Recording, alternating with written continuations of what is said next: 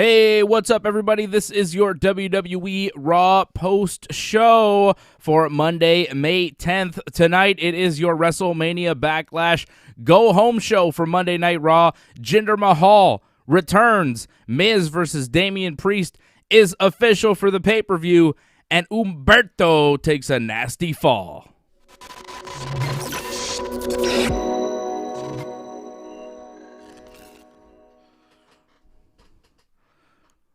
Ooh, that was a nasty fall by Humberto Carrillo tonight on Monday Night Raw. Thank you for joining me here tonight. I am your main man, Big Dave. Shout out to everybody on the chat. I see you. I see the members. Am I seeing the members? There's Angelo. I see Angelo. I see Doug Hepburn. Shout out to Angelo and Doug. And the rest of the members. Don't forget to become a member of the team. Don't forget to hit that like button. Subscribe to the channel if you haven't already. Stay with us. I'm always here every Monday night after Raw, every Wednesday night after Dynamite, every Friday night after Smackdown, and Thursday nights as well, doing the MMA show, Ringside Report MMA with Freddie and AJ. I'll be back on here this coming Thursday, 8 p.m. Eastern Time, as we are every Thursday. We're going to preview UFC 262. And then we have a big weekend coming up. We have a watch-along for UFC 262 coming up Saturday night, 10 p.m. Eastern Time. Big UFC card. Tony Ferg, Beneil Dariush. And then the main event for the lightweight title, it is Michael Chandler taking on Charles do Bronx Oliveira. But then on Sunday, we got a big night in professional wrestling as well. It's WrestleMania Backlash. And we'll talk about WrestleMania Backlash, a new match added here tonight on Raw. Not the best episode of Monday Night Raw. I thought last week was a little bit better. More happened last week. This is a show going into a pay-per-view. I thought it was a mediocre effort going into the pay-per-view. They didn't do very much to get me more excited about this pay-per-view, which is what they are supposed to do, right? It's what they're supposed to do going into WrestleMania Backlash, get you more excited for this thing. I think they missed the mark tonight. We'll talk about that. We'll talk about Jinder Mahal. I see Mako's disappointed that he missed Jinder Mahal. I think he might be being sarcastic there a little bit. Did you miss Jinder Mahal? If you missed Jinder, you not only missed him, but you also missed his guys. He has goons. Their names are Shanky and Veer. Two Indian guys with Jinder. Also of Indian descent. He's Canadian. I think Veer and Shanky were actually born in India. I believe Jinder was born in, Edmonton or Calgary. He's Canadian, that's for sure. I know that. But, of course, he's Indian-Canadian. And they're rocking the gimmick, and now he's got goons. So not only is a former WWE champion returning here tonight, but he has some guys with him and possibly a new tag team for Monday Night Raw, which I say, good. We need more tag teams on Monday Night Raw. I don't know much about Veer and Shanky as far as their in-ring work, but we shall see, hopefully. Hopefully they'll do something. Shout out to Craig. Craig Paquette is a member of the team. How you doing, Craig? Douglas Hepburn. Great review on Dark Side, Brian Pillman. Thank you, Doug. If you missed that, we did that on Friday night. The Brian Pillman Dark Side of the Ring Season 3 Episode 1 review. And we will be reviewing the next episode of Dark Side of the Ring on Friday night as well on Wrestling Uncensored. We're going to be doing these Dark Side of the Ring reviews on the Friday night episode right after SmackDown. And this week they're doing the Nick Gage episode. I think it's Nick Gage, right? Which will be fun. Nick Gage, a deathmatch wrestler who did jail time for a bank robbery, so that'll be a fun Dark Side of the Ring. Should be pretty dark. We'll watch that on Thursday, and then we'll review it on Friday. The three-man band is the group Lauren is thinking about. The group that Jinder, Heath, and Drew McIntyre were in together. The three-man band, also known as 3MB. And they've come pretty far since 3MB, right? I mean, you look at Jinder, you look at Drew, and what they've accomplished since 3MB. Heath Slater is, I don't even think he's an Impact, right? What, didn't he go to Impact? Is he still an Impact? I'm not really sure. Maybe he was an Impact and he got hurt. I don't know where Heath Slater is right now. I know he went to Impact at some point, but Heath is the one guy in 3MB that didn't quite, who didn't become WWE champion, right? The other two guys became WWE champion. So shout out to everybody on the chat tonight. And if you have any kind of questions, you have any pressing matters, you know to hit me up on that super chat so I can see you. Hit us up on super chat and support the Ringside Report Network. Don't forget to donate.ringsidereport.net and merch.ringsidereport.net to pick up some of the merch. Raw started tonight with Alexa Bliss involvement. We saw Alexa right off the bat, which was good because we got it over with. We were done with Alexa and the doll pretty quickly. It was a match Asuka and Dana Brooke and Mandy Rose, the Sexy Muscle Friends. They teamed up with Asuka to face Shayna, Nia, and Charlotte Flair. Charlotte just teaming up with them for some reason this week. Asuka hit a Shining Wizard on Shayna to get the victory. Asuka and the Sexy Muscle Friends beat the tag team champions Shayna and Nia and the queen, the opportunity, Charlotte Flair. Shayna, towards the end of the match, looked like she hurt her knee. It was like a fake knee injury that she used to sell the finish and fall into Asuka's kick there, the Shining Wizard for the 1-2-3. So Shayna may be selling some sort of knee injury. This could lead to the end of their tag team title reign. I do believe they have a tag team title defense coming up on Friday night on SmackDown against Natty and Tamina. And, I mean, if Shayna's hurt, either A, the match won't happen because Shayna's hurt, then she'll petition Adam Pearce or Sonya Deville to cancel the match, or, you know, she'll be hurt in the match and possibly lose again like she did here tonight.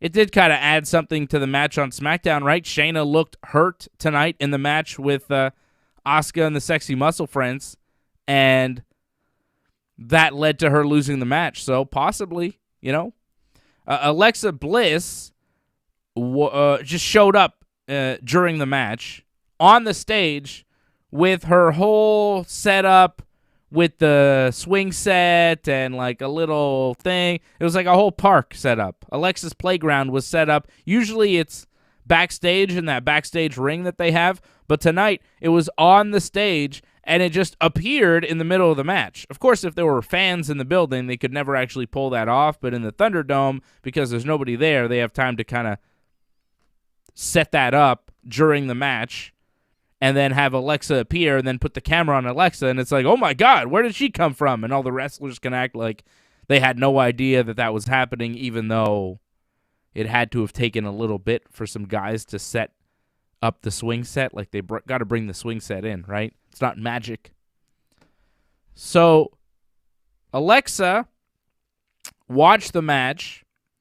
Charlotte hit a big boot on Asuka after the match, and Alexa said that they came out because they wanted to keep their eye on someone, but again, she doesn't say who.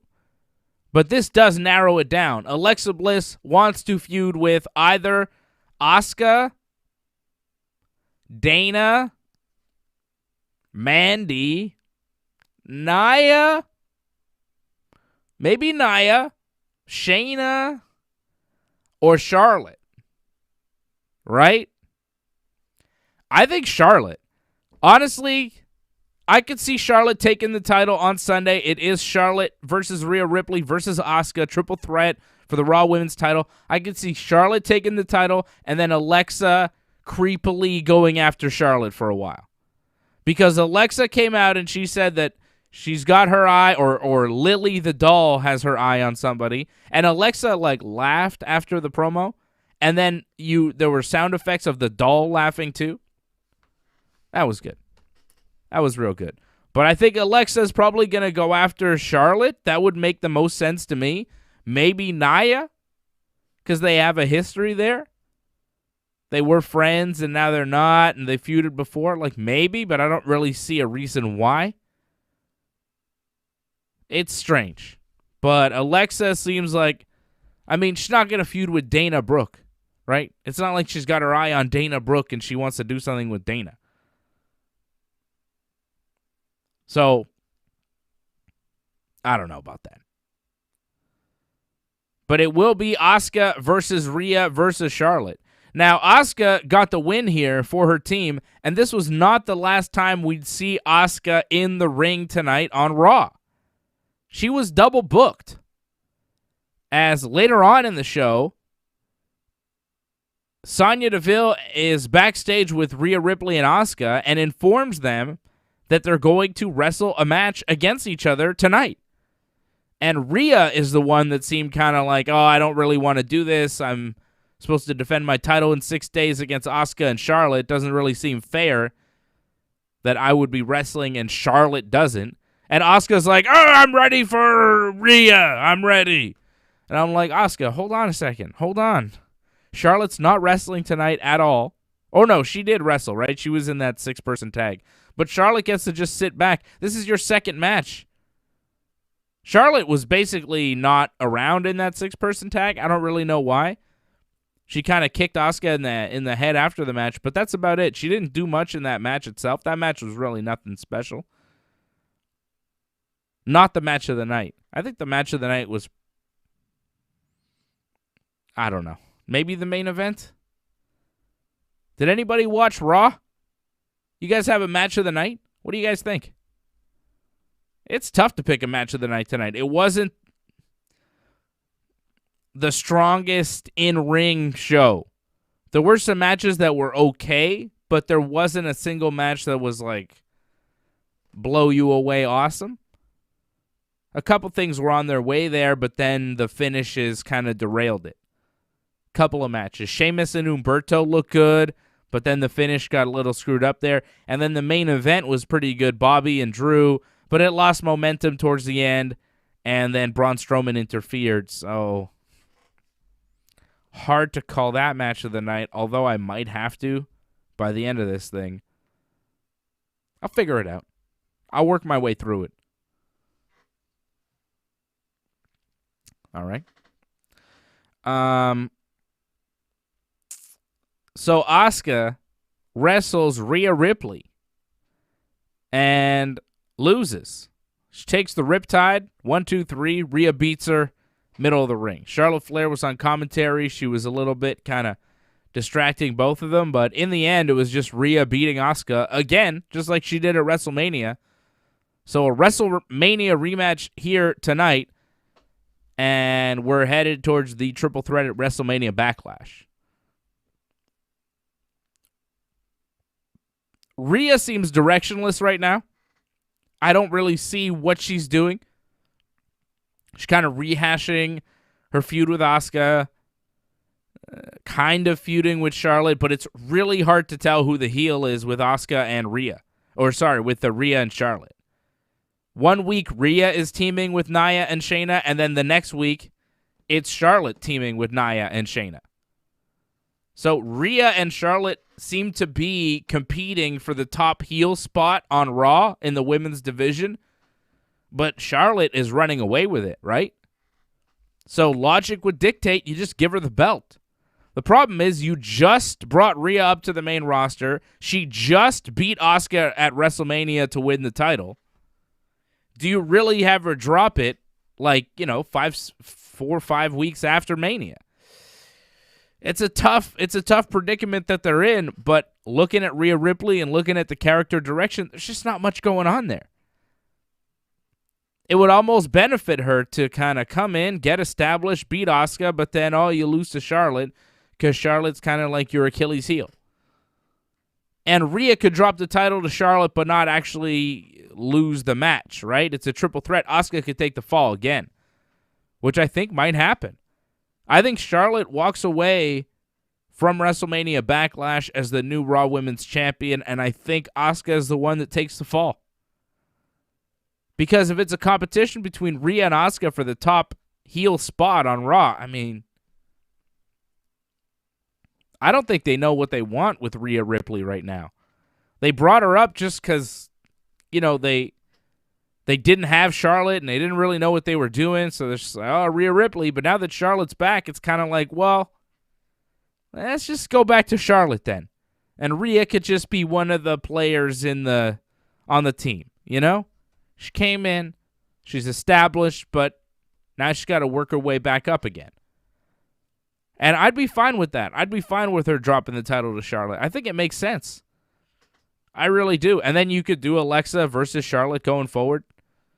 And maybe Alexa is the babyface against Charlotte, which is weird. Because Alexa with this fiend evil character and the doll that talks to her. I don't know, but I think they might be trying to angle her as the babyface.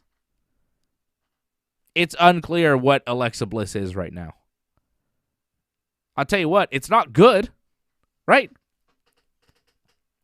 It's not a good story. I mean, anytime you introduce a talking doll in wrestling, chances are it's going to turn out badly, right? Like whoever okayed that idea, I don't know. What's up, Angelo? Shout out to Angelo. My man who is a member, who does smash that like button every time. Hit the like button on this video. Leave a comment. Subscribe. Become a member, though. Become a member. Mako wants to know why WWE is so bad. I mean, because it's the WWE. I don't know. It's hard to tell. It's hard to tell. There are many reasons why it's bad these days. It's not all bad, but there is a lot of bad. There's certainly a lot of bad. I cannot dispute that. Alexa Bliss, case in point. Good performer. The story and the gimmick is just odd. But I can tell you, looking around online, there are some people that like it. I don't know why, but they like it. They think it's just some great story that Alexa is doing with the Fiend, and it's just brilliant. Okay. Some people like it. I mean, it's a laughing doll. Come on. It's a little dumb. But hey, so is Matt Riddle and the New Day and all that stuff, but I like that. So what are you going to do? Certain things are silly and I like them. Certain things are silly and I don't like them. The magic and the evil stuff, it's a little, the goofy kind of jokey stuff with Riddle and New Day, that I can appreciate. That I can tolerate. Riddle says to New Day that he is registered Team RK Bro as an official tag team with the WWE, which apparently New Day has told him that you have to do. And New Day says, yes, AJ and Omos never did that. They're a fraudulent tag team, which this is new. Riddle says that they should hit Omos with a giant tomato, and that would be very funny. So the tomato thing did not go away this week. This is 3 weeks in a row where there's been some tomato throwing or squashing incident. This week, there was no actual throwing of tomatoes. There was just talk of throwing tomatoes.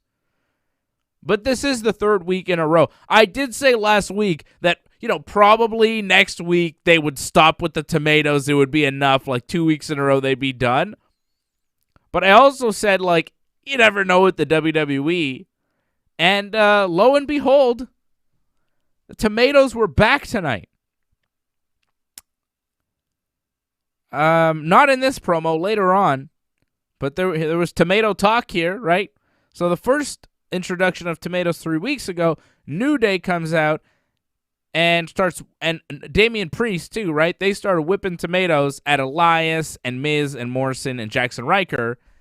Last week, Elias and Jackson Ryker sought revenge on New Day and were going to throw tomatoes at them, but they missed and hit Randy Orton in the face, which led to Randy and Riddle versus Elias and Ryker.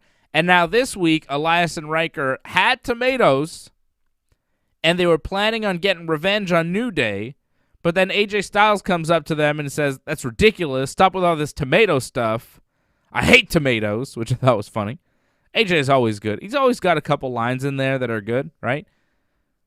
He says he hates tomatoes, and Omos takes one of the tomatoes from the cartoonish tomato basket that no one has ever carried tomatoes in, and takes the tomato and squashes it with one hand. Really splashing tomato juice on everybody involved. I think AJ got a little squirt of tomato on him as he walked away and talked about how much he hated tomatoes. AJ also talked about how he shaved his beard and left the goatee to make him more aerodynamic. See, little lines like that from AJ Styles. It's great stuff from AJ. But again, I mean, you want to know why the WWE is so bad. It's tomato time. 3 weeks in a row, they're talking about, grown men talking about whipping tomatoes at each other, and they're serious. Like, they're not, like, joking, like, "Oh, I'm going to get this guy with a tomato. Watch this. We're just, like, pulling tomato ribs." It's not that. It's like, "Yo, these guys hit me with a tomato 3 weeks ago, and I'm mad, and I'm going to get my revenge. How am I going to get my revenge? Check this out, bro. I got tomatoes. Look at all these tomatoes I got. I'm going to tomato those fools." Like, what? Imagine getting tomatoes thrown at you. How would you respond if you wanted revenge? Like, if it was somebody that did it maliciously, right? Somebody that you fight sometimes. These guys fight in a ring, right? New Day and Elias, they had a match. It was an 8-man tag. But instead of seeking revenge in a physical manner, they want to seek tomato revenge. What? Who are these child men that are existing on Monday Night Raw? "This guy threw tomatoes at me, so I'm going to throw tomatoes back at him." Ugh. What? This is why the show's stupid, because nobody sits back and goes, "Wait a second. Would any grown adult actually react like this?" This is why the show's dumb, because their reactions are just like, what? Elias and Riker get tomatoes whipped at them 3 weeks ago, and then they spend the rest of their time, like, plotting their revenge to throw tomatoes at New Day. Meanwhile, these guys have to find, like, dozens of tomatoes every week at Raw now just because they're trying to get New Day with tomatoes, and they haven't succeeded. Last week, Randy Orton took the tomato to the face. This week, almost squashed their tomato. Tomatoes. God damn. It's crazy. So, yeah. Riddle and New Day, they were backstage, and Riddle was talking about how funny it would be to hit Omos with a tomato, and then he said it would be almost as funny as when Randy got hit with a tomato. So Riddle thought it was funny that Randy got hit with a tomato, and then Kofi and Woods are like, maybe you should stop talking about that because Randy's standing right behind Riddle. And Riddle just kind of maintains that he thinks it was funny. He's like, "Oh, Randy, come on. It was funny when you got hit with a tomato." And Randy's like, "You know what I find funny? Ending careers, killing legends, and setting things on fire." And I'm like, what? I've never seen you laugh when you do those things, Randy. I mean, I guess you kind of smile and, like, do the evil thing, but you don't look like you're straight up belly laughing, you know? Anyways, I think you're just trying to intimidate Riddle or whatever. And then Riddle's like, "Oh, Randy, you're a wild man." Randy just kind of walks away after saying that weird shit, right? Riddle's like joking around like, "Randy, wasn't it funny when the guy threw a tomato at you?" And Randy's like, "I think ending careers is funny." And then Riddle's like, "Okay, Randy, see ya, you weird guy." And he's like, "Oh, Randy's a wild man. Don't worry, Randy, we'll catch up." Get it? Catch up? Because he got tomatoes thrown at him. I mean, I enjoyed it. It was a dumb joke, but I liked it. I like that Riddle is not afraid of Randy. You know, I like that Riddle is laughing at Randy, and Randy's just like, "I like killing legends. That's funny. And we all know Randy likes to smoke weed and hang out, just like Riddle. Just like the rest of us. Randy is just like you and me. Or just me. I don't know. And Riddle. MVP goes into Braun Strowman's locker room. MVP says, Bobby Lashley didn't beat you last week, Braun Strowman. Drew McIntyre did. It was Drew McIntyre's fault that you lost to Bobby. And you came really close to beating Bobby. And if anybody's going to challenge for the WWE title, Braun Strowman, it should be you. And maybe you should hurt Drew McIntyre tonight when Bobby faces him in the main event. And Braun's like, maybe I will. Right? And then he kind of does in the main event. I thought the main event was the best match of the night. There just wasn't much competition. I'm trying to find something that was better. These were the wrestling matches we saw tonight on Raw, okay? Asuka and the Sexy Muscle Friends beating Shayna, Nia, and Charlotte Flair. Jinder Mahal beat Jeff Hardy, which, New Day and RK Bro beat Elias, Jackson Ryker, AJ Styles, and Omos, which was, in contention for match of the night. It was not that bad. It was all right, but it was also kind of not great. Sheamus and Humberto Carrillo just kind of went to a no contest when Humberto looked like he broke his leg. Shelton beat Cedric. That wasn't much of anything. Rhea beat Asuka, which was all right. Damian Priest beat John Morrison, but I really think that the Drew versus Bobby match was the best. Bobby looked really good in it. He looked like a champion. He was handling Drew McIntyre, some heavy strikes, powerful stuff.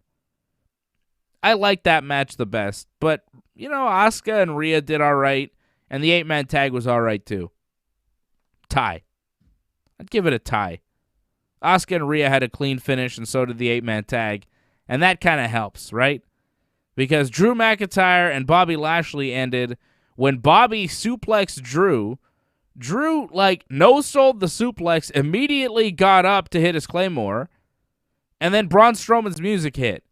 And instead of pinning Bobby, Drew just kind of sat there and watched Braun Strowman, or watched the entranceway. As Braun didn't come out through the entranceway, he came from behind and attacked Drew. So you thought, maybe Braun is doing what MVP asked him to do and is attacking Drew, taking him out. But no, he not only attacked Drew, he attacked Bobby too. So Braun hit Drew from behind, then hit the power slam on him, which caused the disqualification. So Drew technically beats Bobby, but not a great finish. And then Braun goes to help Bobby up to his feet, and you think that they're teaming up, but then he power slams Bobby too, and then he power slammed Drew again, and then Lashley ran through the barricade with yet another running power slam, and that was pretty big. That was a pretty big power slam through the barricade. And then Braun hit Drew with a third running power slam to stand tall and end Monday Night Raw. But Drew and Bobby did a good job. They had a solid match that Drew won by disqualification.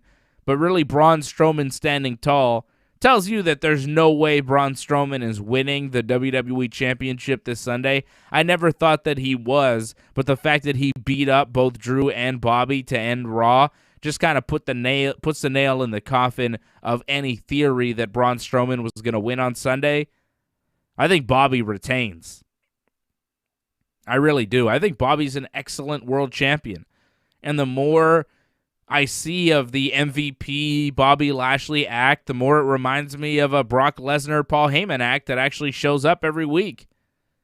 MVP's got a different style, Bobby's got a different style than Heyman and Lesnar, but you've got this big, muscle-bound, legitimate world champion who's not talking, who just stands around and looks intimidating, and his mouthpiece, who's doing all the talking, who's kind of trying to make moves for him backstage and do different things. It's working right now. It's working. I think Bobby Lashley is coming into his own as a world champion. A guy like Bobby somehow works better on top than he would in any other spot on the roster. Because he's so intimidating, because he's so, the look is just incredible. He's got that background. It's hard to imagine people beating him. So when he's on top and when he's just smashing people, it's like, yeah, that adds up. It makes sense. He's believable as a world champion. Like, when I look at the WWE roster, I don't think that there's anybody that could legitimately beat up Bobby Lashley in a real fight. If this were a shoot, I don't think there's a single man on that roster, man or woman on that roster, that could take out Bobby in a real way. Not one, right? They've got some legit athletes there. Otis would give Bobby some trouble, I think. I think Otis is probably the only guy that could compete with Bobby in a physical way in like a legitimate fight. But the WWE would never book that as a world championship match, right? But I'm looking at legitimate fighters, guys with like real pedigrees, real backgrounds. Bobby's got a serious MMA record. He's done well for himself as a heavyweight. He's got that amateur wrestling background as well. He looks like $1 million. He's been in the wrestling business for quite some time, in his early 40s. Like, this is where you push Bobby as a champion and you use him as a big star for the next 3-4 years. You build Bobby like this. You keep building Bobby. You have him win here. You have him win a bunch of matches. You could build Bobby to the point where Bobby versus Brock would be one hell of a main event for the WWE, right? I like Bobby as the world champion right now. I think he's doing a good job. I think he fits. You look at him, you look at Raw, you look at the landscape of the company, you look at the landscape of the WWE. There's nobody more legitimate than Bobby Lashley right now. I'm trying to think. There's not a single guy on that roster that could mess with Bobby in like a fight, you know? Bobby's the man right now. So I'm all for Bobby Lashley as a champion. I think he's getting better and better as that champion, and they're figuring out more and more how to present him. Bobby talking less and just looking scary and beating people up in the ring. Like, he had a lot of offense on Drew, and he kind of bullied Drew around in that match, and that's what he needs to do. He needs to be dominant. Guys can get, little spurts here and there of offense in on him, but for the most part, Bobby should just be whooping your ass because that's believable. And he looks good doing it, and that's how you present him in the best light. Have Bobby hit people hard, and see what they can do coming back. Not much. Riddle versus Bobby would be interesting too. But even Riddle, like, he fought in the UFC. He's got a background, and, I think he's got a jiu-jitsu black belt as well. Like, he's legit. But weight divisions, Riddle's a little small for Bobby. Riddle was a welterweight, 170-pounder in the UFC. Bobby, he never fought in the UFC, but he fought in Bellator, and Bobby's a legitimate heavyweight. The guy fought at heavyweight. He's a big dude. That'd be a fun match, though. Be a fun match for the WWE Championship one day. I don't think that day's anytime soon, though. But I like the main event, and I think Bobby versus Drew versus Braun ends with Bobby walking away still champion. I think Braun, again, will take the fall here. Braun looking real strong tonight. That means he's taking the fall on Sunday. Drew won't lose. They're still trying to maintain Drew McIntyre as the top guy. I wouldn't be surprised if Drew versus Bobby kept going, right? I think that is a feud that they're going to keep doing, and don't be surprised to see it at the next pay-per-view too. But you eliminate Braun Strowman from the equation here on Sunday. Braun takes the fall. Bobby retains. That's how this match ends.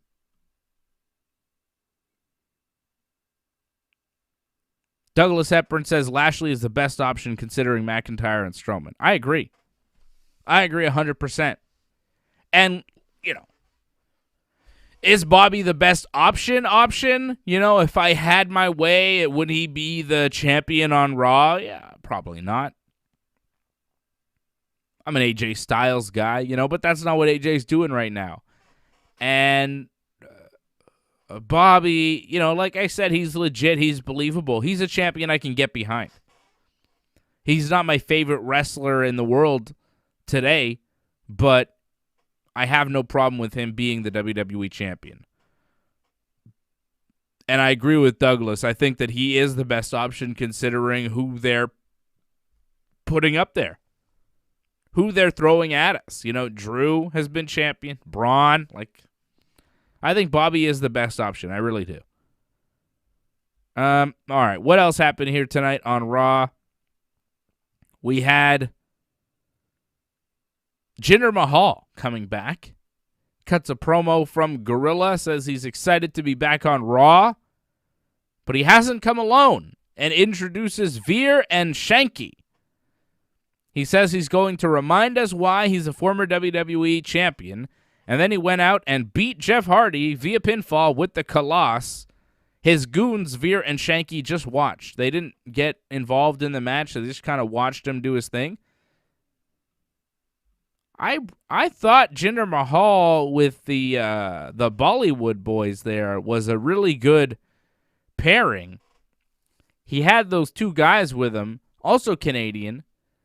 And they were really good back when Jinder, I think they're in NXT still. They're still around. They're still in the WWE. I wonder why they didn't use them again with Jinder, because I thought they worked really well.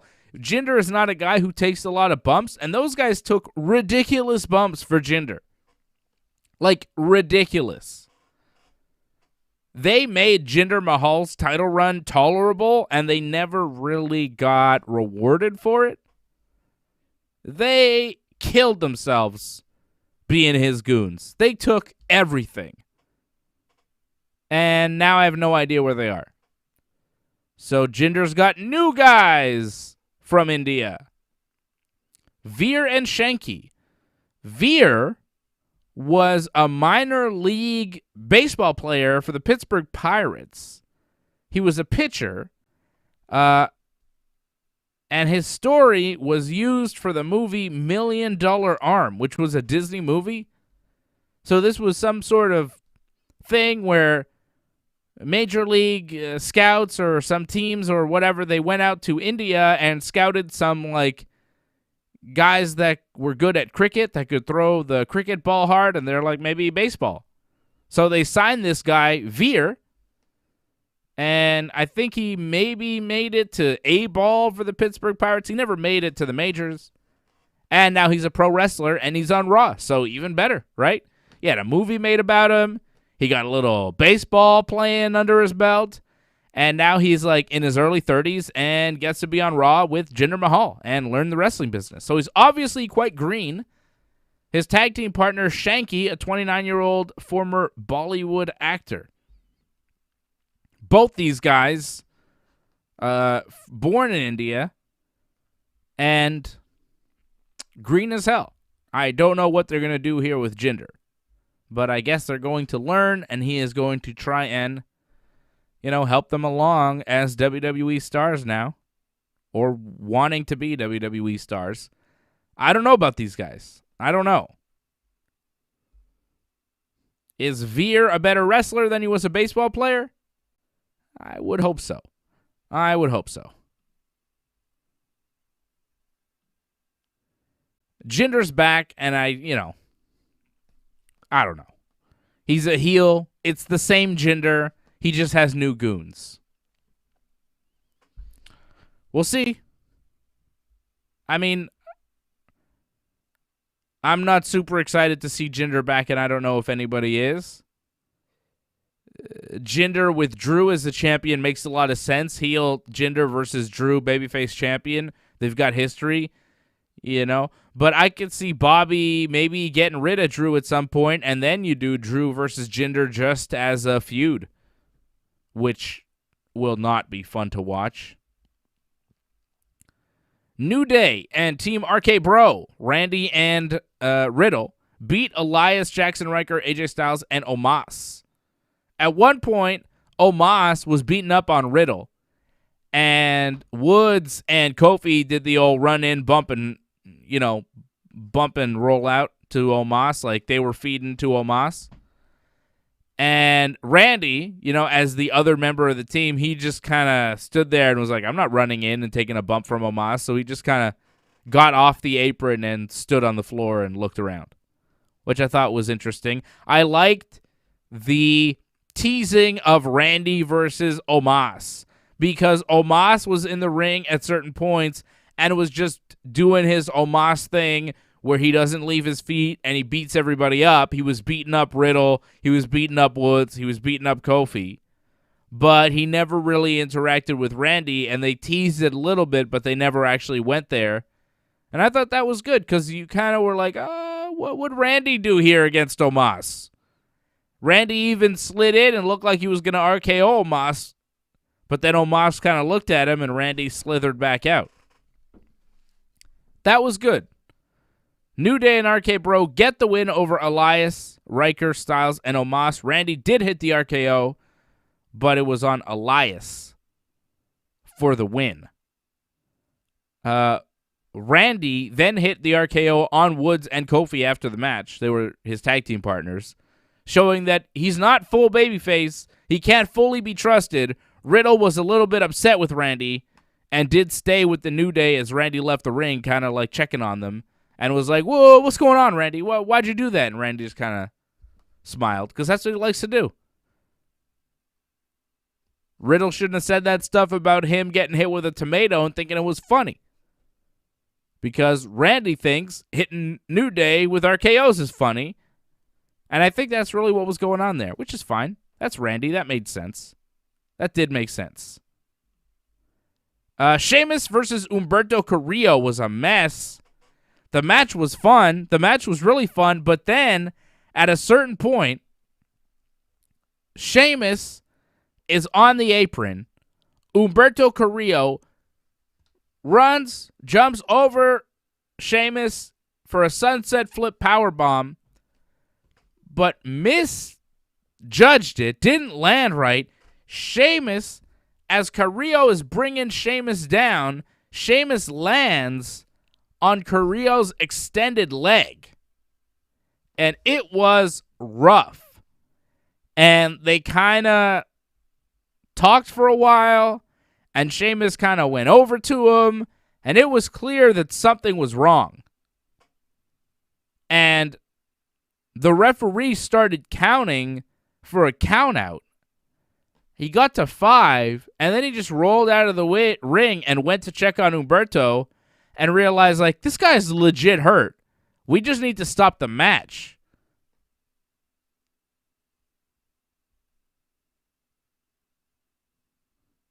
What the hell was that? So they stopped the match. They just stopped it. Because Humberto was obviously hurt. Something happened to Humberto. And I'm not sure how hurt he is, but it looked really bad. Like, it looked like his leg was hyperextended there, and he could have seriously injured his knee or something. But it looked really bad. Sheamus just landing right on Humberto's fully extended leg, and the match was over. And it really seemed like Humberto and Sheamus had some juice, like they were gonna do something. The feud was fun. It was a fun match. They had something going. This seemed like it was going to elevate Humberto in a way, but the finish of the match tonight doesn't look good for the future of this feud. I hope Humberto can come back and be all right for next week, or at least in a couple of weeks, right?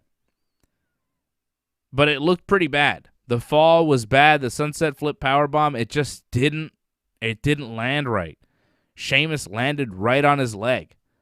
It wasn't Sheamus's fault. I don't think it was Humberto's fault. Just things happen, you know? Bit of an accident there.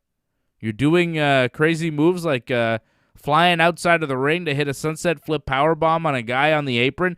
They call it high risk for a reason, and sometimes bad things happen, and you could tell that something bad had happened in that match. Humberto's leg was hurt. So that match got called off, no contest, and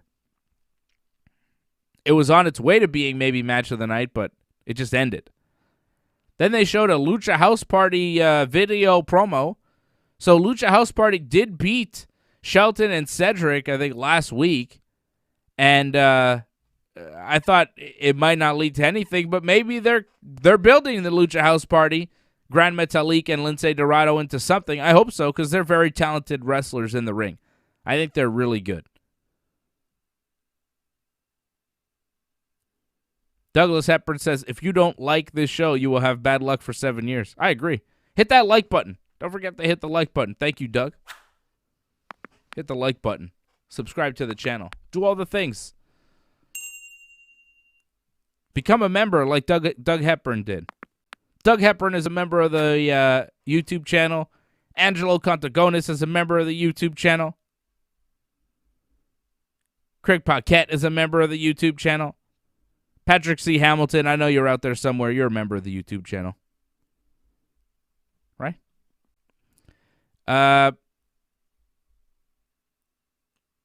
Shelton and Cedric one-on-one. Cedric was in control for most of the match and then was really cocky and kind of yelling at Shelton. He had the match won and then got too kind of full of himself. And, of course, Shelton then hit his T-bone suplex for the 1-2-3 and beat Cedric. The match was okay, but it was very short. Not much of anything. Angel Garza was doing a photo shoot. Drew Gulak showed up, and he was mad that Garza had shoved a rose up his ass last week. And Garza told him that next time he'll shove the rose down his throat. But they didn't have a match. Why didn't they do that tonight? There was a threat. Have to wait till next week? Do we really care that much? It was strange. I thought that they were setting up a match for tonight, but they just never did. Maybe they ran out of time. They had to do Damian Priest versus John Morrison, with the winner choosing the stipulation. Right? So Miz, Morrison, and Priest were backstage, and Priest said, how about we have a match tonight? Me versus Morrison. If Morrison beats me, you guys can pick the stipulation for my match with Miz on Sunday, but if I beat him, I pick the stipulation. Miz didn't like that, but Morrison's like, yeah, I accept, let's do it. And Morrison's like, don't worry, I'm going to win the match. It's fine. And then they go to have the match, and Miz is distracting the ref at certain times, but at one point, the ref gets distracted by Miz, but Morrison rolls up Priest in a crucifix, has the 1-2-3, has him beat, but Miz is distracting the ref at the time. The ref comes back, 1-2, Priest kicks out. Second week in a row that this has happened for John Morrison and The Miz, where The Miz is distracting the ref while Morrison has the match won. So, and, Miz is mad that Morrison's taking a match to determine the stipulation. So there's friction here building with Miz and Morrison. It might come to a head on Sunday with Morrison attacking Miz, or Miz and Morrison kind of arguing, and maybe Morrison costing Miz the match by distracting the ref on Sunday, and then there's heat there. But I feel like Miz and Morrison are breaking up, because 2 weeks in a row, that tells you something. Miz is distracting the ref 2 weeks in a row when Morrison has a match won. Damian Priest then hit his finisher on Morrison for the win. right after Morrison had him rolled up. The Miz then attacked Damian Priest after the match, tried to hit his finisher, the skull-crushing finale, but Priest escaped, and Miz just ran away. Priest then hit Morrison again with his finisher, the Hit the Lights. So Priest really rubbing it in there, and it'll be Priest versus Morrison in a lumberjack match on Sunday. And Adam Pearce is like, why do you want a lumberjack match, Damian Priest? And Damian Priest is like, well, you see, Adam Pearce, it is because Miz keeps interfering in my matches, so I want no interference for my matches. That was real good exposition there from the WWE. Damian Priest is like, I want a lumberjack match. Adam Pearce is like, well, why would you want that match? Please explain to our viewers, you know? It was just robotic and bad. And now it's a lumberjack match. And, like, wouldn't you want a steel cage match if you wanted no interference? If it's a lumberjack match, Damian Priest, do you get to pick the lumberjacks? What if John Morrison's one of the lumberjacks? What if there's a bunch of heel lumberjacks and you're the only babyface and they just attack you and help The Miz? It doesn't really work. If you really want no interference, why would you surround the ring with possible interferers that are legally there? Yeah? If you want to wrestle Miz one-on-one, like, I get that you don't want The Miz to escape, but you don't know who the lumberjacks are going to be. And if you did a steel cage match, it would make more sense. But, of course, we just had a steel cage match at WrestleMania, so we can't have him in back-to-back pay-per-views. That's why we're doing this stupid lumberjack match. That no one wants to watch, by the way, because Bad Bunny's not in it. Who wants to watch a Miz and Damian Priest match without Bad Bunny? Not me. And this match, this lumberjack match on Sunday, will prove to everybody that it was not Miz making Bad Bunny the star, but Bad Bunny making Miz into a bigger star at WrestleMania. Okay? That's the truth. That's the truth. And there was an Evolution promo. Eva Marie, she's coming back. Showed another promo. She was in a dress. She was in a couple dresses, actually, doing a photo shoot, talking about all her dreams have come true, and she's back in the WWE to help other people's dreams come true. All right. All right. And that was Raw tonight, guys. That was Raw. Not much meat there. Not much happened. Jinder came back. Humberto got hurt. And Damian Priest versus The Miz is official for the pay-per-view on Sunday in a lumberjack match. Didn't do much to get you excited for WrestleMania Backlash on this, the go-home show. The last Raw before WrestleMania Backlash, which is coming up on Sunday. Some decent in-ring action. Like, no one had a bad match. You know, I don't think there was a single bad match on the card, but no one had a great match. The finishes didn't help the performers, right? Like, Sheamus versus Humberto, I don't know what the finish was going to be, but it wasn't that. Humberto got hurt. It was unfortunate. The Drew versus Bobby ended by disqualification. That's not Drew and Bobby's fault. But it was just not a great finish to a match that was starting to build, starting to look good, but then it just kind of ended abruptly there. So, not a lot of great matches tonight. Not really any great match, but it's not really the performer's fault. It's kind of how the show was booked. Alexa Bliss is still talking to her doll, and they're still throwing tomatoes. They're still throwing tomatoes. I'd give this Raw a 4 on 10. Patrick C. Hamilton is there. Doug Hepburn is here. Angelo is here. You guys talking about politics in the chat? What the hell is going on? What the hell is going on? Good God. I'm just reading some of the stuff in the chat. I don't know what is happening with some stuff there. I'm seeing a lot of drug talk. All sorts of stuff. Yeah, Paul M. says Orton admitted on Kurt Angle's podcast that he smokes weed. Yeah, he's admitted it on Twitter, too. Orton is a weed smoker. And what's wrong with that? Angelo says I'm being generous with the 4 on 10. Yeah, I might be. It was not a great show. I mean, you could give it a 3. You could give it a 2 if you wanted to. It was not good. It was not a good episode of Raw. There was nothing on this show that I absolutely loved. I wish I could find something. No, nothing. Oh, well. Maybe next week. Last week was a lot better than this week, so, maybe next week. Maybe next week we'll see something. Don't forget to like this video. Don't forget to leave a comment. Don't forget to subscribe to the channel. I'm hopeful for next week's Raw. I'm hopeful next week is better than tonight. Last week was better. We got a pay-per-view on Sunday. Things might happen. We're going to preview that pay-per-view Friday night here on Wrestling Uncensored. Friday night right after SmackDown, 10 p.m. Eastern Time with my main man, Mr. Johnny North. And we will be doing that here as we do every single week on the Ringside Report Network. Don't forget, I'm here after Raw every Monday night at 11 p.m. Eastern Time. After Dynamite with Glenn and Johnny every Wednesday night at 10 p.m. Eastern. Thursday nights, we do the Ringside Report MMA show. Thursday nights at 8 p.m.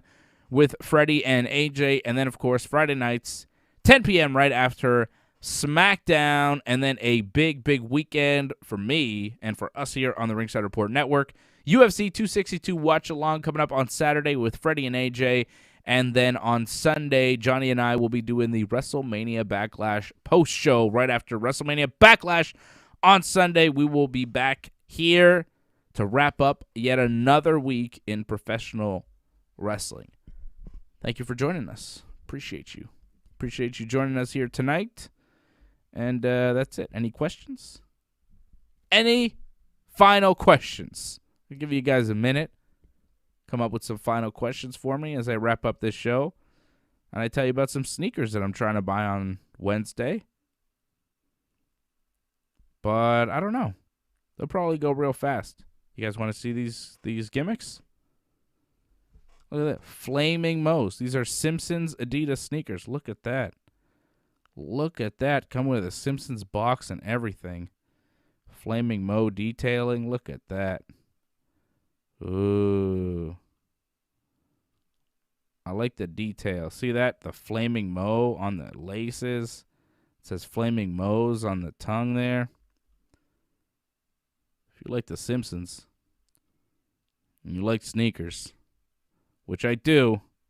I do like the Simpsons and I do like sneakers. These Flaming Moe's are pretty tempting. They come out on Wednesday. That's all I got for you. All right?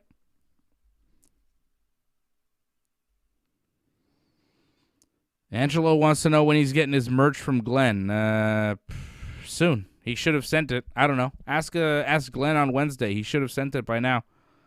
So you should be getting it soon.